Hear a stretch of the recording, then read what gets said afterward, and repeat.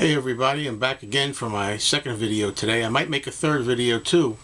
Either that or I just might put the two of them together into this one video.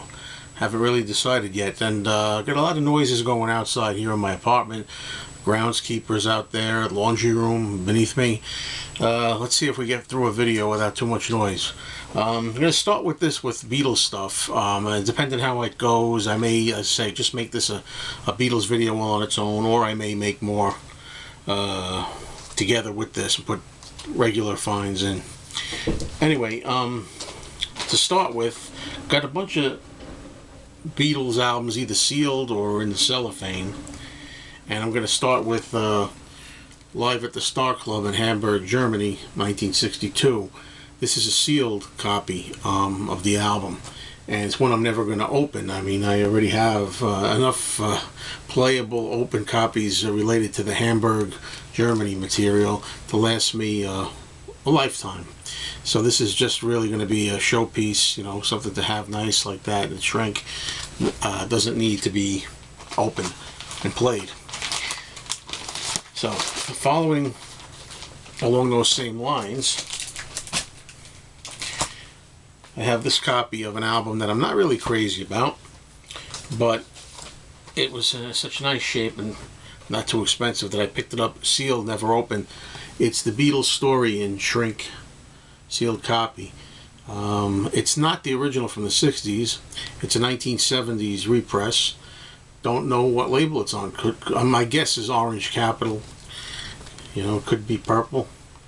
As much as I think the album is underwhelming these days, it's still nice to have it in the shrink like that. And that's one of the things that I'm interested in as a collector. I like to have the albums in the shrink when I can get them. Here's another one that's never been opened and is still in the shrink, and I likely will never open this one either. It's Beatles Blue album, still sealed. The back of it has the sticker with the song titles on it, which is really a draw for this. Is one of the reasons I wanted it. It doesn't have the apple up there. It's got a capital symbol, so it's not first pressing. But I have a red album that has the apple on it that's in the shrink with the red label for song stickers. So I figured it's only natural to get the blue companion to it. Ever on a quest to try to get the original Capitol albums in shrink wrap. Lately I've been looking around and I've been going through my collection, noticing that I have a lot of the mono copies, but I don't have the stereo of everything. So now I'm on a mission for stereo, and this is a stereo copy of the Something New album. And although I have this in one of the flaps outer sleeves, hopefully you can see through it that it's in the shrink. It's not sealed. If it was sealed, it would be a fortune, and but it's got the shrink on it, so I've been able to get a nice copy of that. I have the mono. This is a nice stereo, and also another stereo Capitol album. Same thing, open shrink. The early Beatles, really nice quality copy of this with the shrink wrap on it. And stereo, I already had the mono. Really nice copies.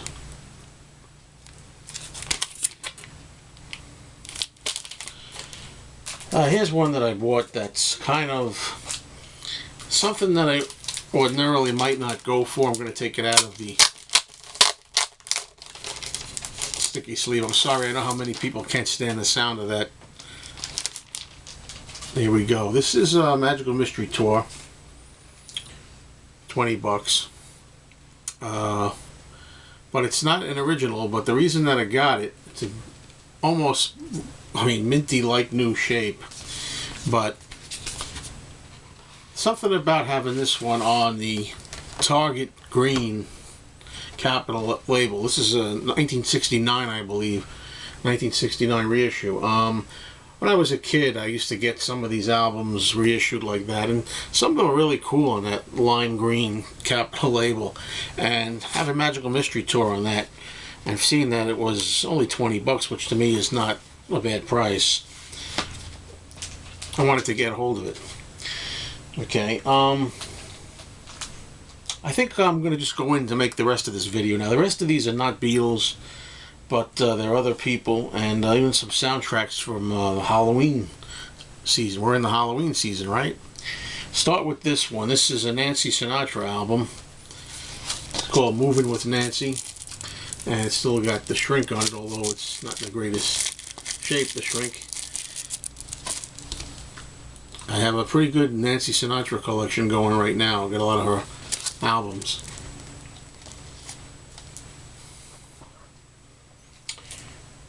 Okay, here's one, the Everly Brothers. Just called Everly Brothers, the first album. I haven't looked it up. It's really good shape on the Cadence label.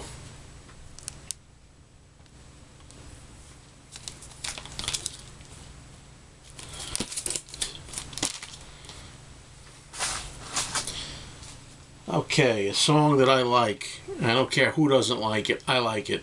And it's one of the most underrated songs these days. Disco Rod Stewart, Do You Think I'm Sexy? This is a special disco mix.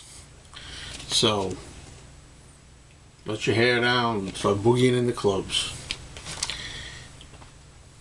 Also along those lines, I got another 12-inch single, Diana Ross, Love Hangover, 1989 version. Stamped, gold stamp promo for whatever that's worth. But I really love this song from the 70s, and I gave it a listen in the store, and enjoyable. Okay, now I got a couple of titles which will go for the Halloween spirit. This is an album called Monster Sounds and Dance Music. And it's actually kind of like monster surf music by that good old artist of Halloween, Frankie Stein and his Ghouls. He put a lot of kind of monster type records out, and this is one of them. And I like the sound of it, especially this time of year for Halloween. And this was just a really cheap a radio broadcast. It's from 1938. It's a radio broadcast of the story of Dracula, and it's done by none other than Orson Welles. Orson Welles doing Dracula. He's the star. Mercury Theater. The complete broadcast exactly as heard on July the 11th, 1938. So good for this spooky time of year in the fall. The albums I have left here are all soundtrack albums, and one are kind of there. Actually, if you're interested, stay. Otherwise, tune out. This is Laurel and Hardy. This is an album that I had many years ago as a kid. Came out, I think, in '75 or thereabouts. It's actually some of their films, their short films, little snippets of dialogue and music, you know, and this is before we had home video. So we used to get these, and I've also got some more that I'll show you. We used to have these instead of videotapes or DVDs or whatever else they do streaming these days, or Netflix. That's what you had, you know. And this one too is another one called Laurel and Hardy in Trouble Again. And I'll tell you, albums like this, I thought twice about them before buying them. They're not expensive, very cheap. But the question is, do you need to own them? Do I need to own them? Then I realized, like, I grew up with these albums, and these are the types of albums where, sure, I'll play them now and then. Here's another one, Another Fine Mess. Yeah, I'll play them now and then, but even if I don't, these are the types of albums, and some of you know what I mean, or collectors. You just have them in your archives, and when you hold them, I mean, I can remember being in stores like Sam Goody or Record World when I was a kid, or Times Square, TSS stores, and they had these, and I bought them in my old collection, and it just takes you back. Just having those takes you back to being that age and who your friends were and those kind of memories, and it's worth having for that reason alone, as long as they're not too expensive, even if you don't play them all the time. Here's the entire movie, Sons of the Desert, which for me is my favorite Laurel and Hardy feature film. I think this is great. If you're only going to watch one Laurel and Hardy film, Sons of the Desert might be the one. So I picked it up. I have the movie on DVD. The whole movie. I can watch the actual movie now. I don't need the audio soundtrack. But anyway, that's it. And it was a lot of fun to make the video. Was in a video making mood today. Thanks for watching, everybody.